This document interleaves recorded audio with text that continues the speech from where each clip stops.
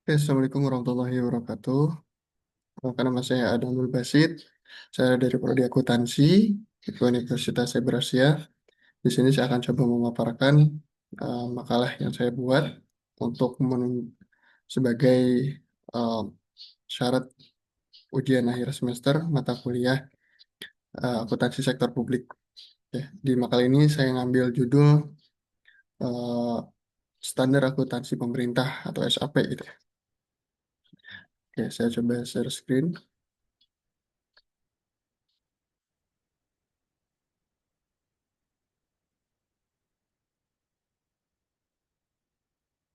Oke, baik. Pendahuluan sebagai latar belakang, standar akuntansi pemerintahan atau SAP ini merupakan acuan utama itu ya dalam penyusunan penyajian laporan keuangan sektor publik di Indonesia itu ya. Jadi SAP ini disusun berdasarkan prinsip-prinsip akuntansi yang berlaku umum dengan pertimbangan karakteristik khusus sektor publik gitu ya.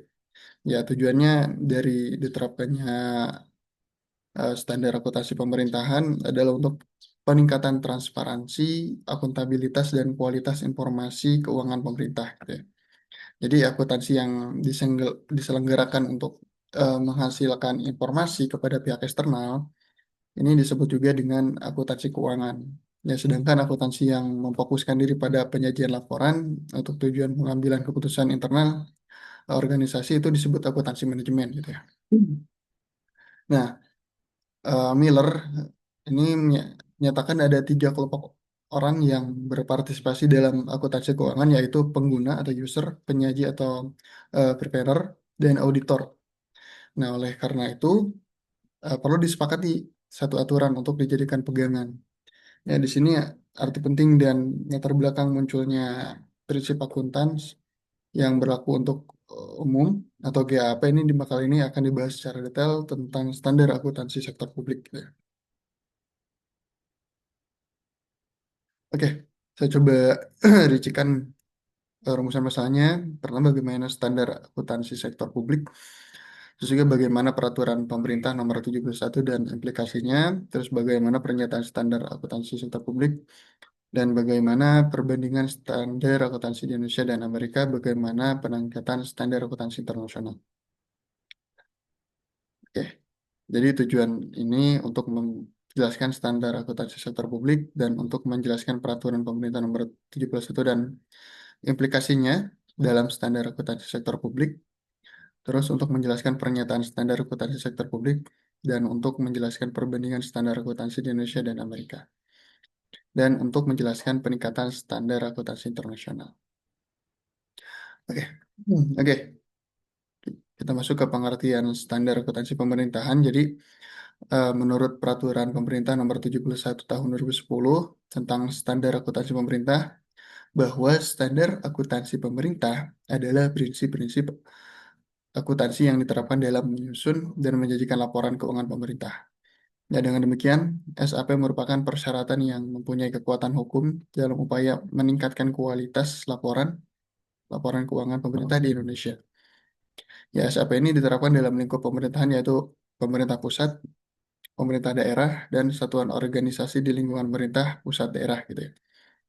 Nah, untuk eh, kerangka konseptual SAP, ya, menurut PP nomor 71 2010 ayat 1 ini kerangka konseptual merumuskan konsep yang mendasari penyusunan dan pengembangan standar akuntansi pemerintah yang selanjutnya dapat disebut eh, standar tujuannya eh, menjadi acuan bagi yang pertama ini penyusunan standar dalam melaksanakan tugasnya, yang kedua adalah penyusunan laporan keuangan dalam menanggulangi masalah akuntansi yang belum diatur dalam standar. Yang ketiga, ini pemeriksa dan dalam memberikan pendapat mengenai apakah laporan keuangan disusun sesuai dengan standar. Yang keempat, para pengguna laporan keuangan dalam menafsir informasi yang disajikan pada laporan keuangan yang disusun sesuai dengan standar akuntansi pemerintah. Terus lingkungan akuntansi pemerintah ini, menurut PP nomor 71 dari 10 ayat 2, ini lingkungan akuntansi pemerintah sebagaimana yang terungkap di dalam SAP. Yang pertama itu lingkungan operasional organisasi pemerintah itu berpengaruh terhadap karakteristik tujuan akuntansi dan pelaporan keuangannya. Yang kedua, ini ciri-ciri penting lingkungan pemerintah yang perlu dipertimbangkan dalam menetapkan tujuan akuntansi dan pelaporan keuangan adalah salah satunya diantaranya ya, ciri utama struktur pemerintahan dan pelayanan yang diberikan, terus bentuk umum pemerintahan dan pemisahan kekuasaan, dan sistem pemerintahan otonomi dan transfer pendapatan antar pemerintah, dan juga adanya pengaruh proses politik, terus hubungan antara pembayaran pajak dan pelayanan pemerintah. Terus yang B, ini ciri keuangan pemerintah yang penting bagi pengendalian, itu diantaranya satu, anggaran sebagai pernyataan kebijakan publik, target-target fiskal, dan sebagai alat pengendaliannya. Kedua, investasi dalam aset yang tidak langsung menghasilkan pendapatan. Yang ketiga, kemungkinan penggunaan akuntansi dana untuk tujuan pengendalian. Oke, kita masuk ke pembahasan SAP, standar akuntansi sektor publik atau pemerintah di Indonesia. Ya, menurut Sinaga gitu ya, standar akuntansi ini merupakan aturan utama yang harus diacu dalam penyajian laporan keuangan dalam kerangka prinsip ekonomi akuntansi berlaku umum. Jadi standar tersebut penting gitu ya, agar laporan keuangan lebih berguna, ya dapat dimengerti dan dapat diperbandingkan serta tidak menyesatkan gitu. Nah, standar akuntansi di sektor swasta juga lebih berkembang daripada sektor pemerintah. Terus juga sektor swasta dan pemerintah di Amerika ini telah memiliki standar akuntansi sejak tahun 2011. Jadi SAK-nya untuk sektor swasta telah mengacu tuh pada standar akuntansi internasional ya PRS gitu ya. Ya, sedangkan sektor pemerintah masih baru akan menerapkan akuntansi berbasis akrual meskipun masih dianggap belum akrual penuh gitu ya. Nah, tetapi disadari bahwa ya SAP sangat penting gitu ya perannya dalam organisasi pemerintah ya untuk menjawab tuntunan akan akuntabilitas dan transparansi publik gitu ya. Nah, standar akuntansi sektor publik di Indonesia yaitu standar akuntansi pemerintah. Ini diatur PP nomor 71 tahun 2010 tentang SAP gitu ya, standar akuntansi pemerintah sebagai pengganti dari PP nomor 24 tahun 2025 dan pernyataan standar akuntansi keuangan PSAK nomor 45 tentang pelaporan keuangan organisasi nirlaba gitu. Nah, sektor publik dalam pengelolaan keuangannya menggunakan dualisme, yaitu SAP digunakan untuk pengelolaan sektor publik di antara di pemerintahan sebagai kekayaan negara yang tidak dipisahkan. Terus juga sedangkan gitu ya kekayaan negara yang dipisahkan yang dikelola BUMN BUMD untuk pihak lain tetap menggunakan SAK demi menjaga peran pemerintah berinvestasi dan membentuk iklim ekonomi yang sehat gitu. Nah, terus PP nomor 71 tahun 2010 tentang standar akuntansi pemerintah. Nah, jadi SAP ini pertama kali diterbitkan oleh Komite Standar Akuntansi Pemerintahan KSAP. Ini adalah ditetapkan dengan peraturan pemerintah tahun 2005 nomor 24 ya, pada tanggal 13 Juni 2005. Inilah untuk pertama kalinya Indonesia memiliki standar akuntansi pemerintahan. Sejak Indonesia merdeka, terbitnya SAP ini juga mengukuhkan peran penting akuntansi dalam pelaporan keuangan di pemerintahan. Ya, selanjutnya Undang-Undang Nomor 1 Tahun 2004 juga menyebutkan arti penting standar akuntansi pemerintahan. Nah, pemerintahan akan banyak bahkan memuat mengenai Komite Standar Akuntansi Pemerintahan gitu ya, sebagai penyusunan SAP yang keanggotaannya itu ditetapkan dengan keputusan Presiden. Terus juga UU Otonomi yang terbaru yaitu UU Nomor 32 Tahun 2004 tentang pemerintahan daerah juga menyebutkan penyajian laporan keuangan pemerintah daerah gitu, sesuai dengan standar akuntansi pemerintah. Nah, terus lingkup peraturan PP nomor 71 tahun 2010 adalah meliputi SAP berbasis akrual dan kas menuju akrual. Terus SAP berbasis kas menuju akrual itu dapat berlaku selama masa transisi bagi entitas yang belum siap untuk menerapkan SAP berbasis akrual. Ya, walaupun entitas pelaporan untuk sementara masih diperkenankan menerapkan SAP berbasis kas menuju akrual gitu ya. Dan entitas pelaporan juga diharapkan dapat segera menerapkan SAP berbasis akrual gitu. standar akuntansi SAP ini berbasis akrual yang ditetapkan dengan PP 71/2010 terdiri atas KK gitu ya, kerangka konseptual, terus KK akuntansi pemerintahan dan pernyataan standar akuntansi pemerintahan PSAP. Ya, PSAP ini terdiri atas 12 pernyataan yaitu PSAP 1 sampai 12. PSAP 1 itu penyajian laporan keuangan, yang kedua ini laporan realisasi anggaran berbasis kas, laporan arus kas, terus SAP 4 catatan atas laporan keuangan, PSAP 5 ini akuntansi persediaan, PSAP 6 ini akuntansi investasi, PSAP 7 ini akuntansi aset tetap, PSAP 8 ini akuntansi konstruksi dalam pengerjaan, PSAP 09 akuntansi kewajiban, PSAP 10 ini koreksi kesalahan perubahan kebijakan akuntansi, perubahan estimasi akuntansi dan operasi tang tidak dilanjutkan. PSAP 11 ini laporan keuangan konsolidasi, PSAP 12 ini laporan operasional LO gitu ya.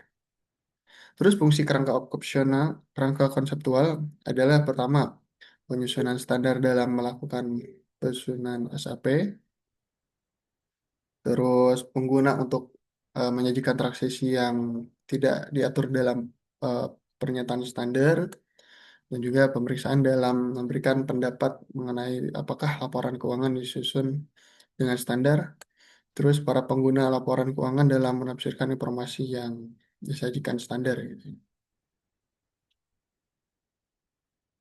Oke.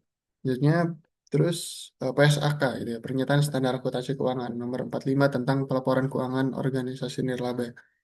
Nah, laporan keuangan organisasi nirlaba ini meliputi laporan posisi keuangan pada akhir periode pelaporan. Ini laporan aktivitas serta laporan arus kas, suatu periode pelaporan dan catatan atas laporan keuangan. Ya, informasi likuiditas diberikan dengan cara di antaranya satu, ini menyajikan aset berdasarkan urutan likuiditas dan kewajiban berdasarkan tanggal jatuh tempo. Kedua, ini mengelompokkan aset ke dalam lancar dan tidak lancarnya dan kewajiban ke dalam jangka pendek dan jangka panjang. Jadi ini mengungkapkan informasi mengenai likuiditas aset atau saat jatuh temponya, kewajiban termasuk pembatasan penggunaan aset pada catatan atas laporan keuangan. Terus perbandingan eh, standar akuntansi sektor publik di Indonesia dan Amerika gitu. Ya, kita tahu bahwa untuk sektor pemerintah di Amerika Serikat ini sebagaimana dikemukakan Freeman dan Solder dalam Abdul Halim 2012 mempunyai hierarki GAAP yang menunjukkan gitu ya hubungan secara otoritatif berbagai standar dan literatur dalam prinsip dan prosedur akuntansi keuangan dan pelaporan. Jadi ada 5 tingkatan pelaporan yaitu menunjukkan otoritas yang paling tinggi diikuti B, C, dan D. Jadi tingkat C ini tidak memiliki otoritas tetap gitu, sangat otoritas, tapi sangat membantu gitu jika tidak terdapat aturan dalam tingkat yang lebih tinggi. Nah, di Indonesia sendiri ini penyusunan standar akuntansi dilakukan oleh Komite Standar Akuntansi Pemerintahan KSAP, ya oleh Kepres RI nomor 3 tahun 2009.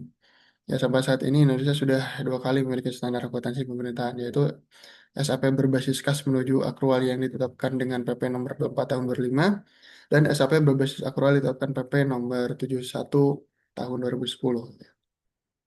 Nah, kesimpulan dari makalah yang saya buat ini dari standar akuntansi pemerintahan dari yang di atas dapat dilihat bahwa ya sebenarnya basis akuntansi ada dua gitu, yaitu basis kas dan basis akrual. Ya, kebanyakan sektor masih memakai basis akrual yang dimodifikasikan atau basis kas menuju akrual. Ya, kemudian sektor bisnis terbagi dua, yaitu yang laba dan non laba. Yang keduanya memiliki perbedaan yang sangat mendasar gitu ya. Jadi SAP ini menjadi pilar penting dalam reformasi pengelolaan keuangan negara. Ya, dengan penerapan SAP yang baik, pemerintahan dapat menyajikan informasi keuangan yang transparan, akuntabel, dan dapat dipercaya oleh publik gitu ya. Nah, penerapan SAP juga merupakan langkah strategis gitu ya dalam meningkatkan transparansi dan akuntabilitas pengelolaan keuangan negara. Nah, SAP ini menjadi acuan utama gitu ya dalam menyusun laporan keuangan pemerintah pusat dan daerah. Ya, sehingga informasi keuangan yang disajikan menjadi lebih andal gitu ya, relevan dan dapat dibandingkan. Ya, dengan landasan hukum yang kuat seperti peraturan PP nomor 71 2010 serta dukungan dari lembaga seperti Komite Standar Akuntansi Pemerintahan KSAP, ya SAP juga terus dikembangkan gitu ya untuk menyesuaikan dengan praktik internasional ya seperti seperti IPSAS gitu ya. Oleh karena itu, keberhasilan implementasi SAP menjadi salah satu kunci dalam mewujudkan tata kelola pemerintahan yang baik, good governance, dan kredibel di mata publik. Terus saran yang coba disampaikan dalam upaya meningkatkan kualitas pengelolaan keuangan negara, penerapan standar akuntansi publik perlu didukung oleh berbagai pihak secara konsisten. Nah, untuk pemerintah pusat dan daerah disarankan untuk pertama, meningkatkan pemahaman dan eh, kompetensi SDM di bidang akuntansi pemerintah melalui pelatihan berkala dan sertifikasi gitu ya. Terus juga memperkuat sistem informasi akuntansi dan pelaporan keuangan agar sesuai dengan prinsip-prinsip SAP berbasis akrual. Ketiga, ini melakukan evaluasi dan audit internal secara rutin gitu ya, guna memastikan penerapan SAP dilakukan secara akurat dan sesuai ketentuan. Terus mendorong keterbukaan informasi keuangan kepada masyarakat untuk meningkatkan kepercayaan publik terhadap pengelolaan keuangan negara. Yang keempat, ini melibatkan lembaga pengawasan independen seperti BPK gitu ya, Badan Pengawas Keuangan dalam mengkaji efektivitas penerapan SAP dan memberikan rekomendasi yang konstruktif gitu ya, seperti itu. Oke, terima kasih. Mungkin itu aja yang bisa disampaikan dari hasil pembuatan makalah standar akuntansi pemerintahan. Semoga bermanfaat. Mohon maaf apabila masih ada kekurangan dan saya mohon masukannya. Terima kasih. Saya ucapkan sekian. Assalamualaikum warahmatullahi wabarakatuh.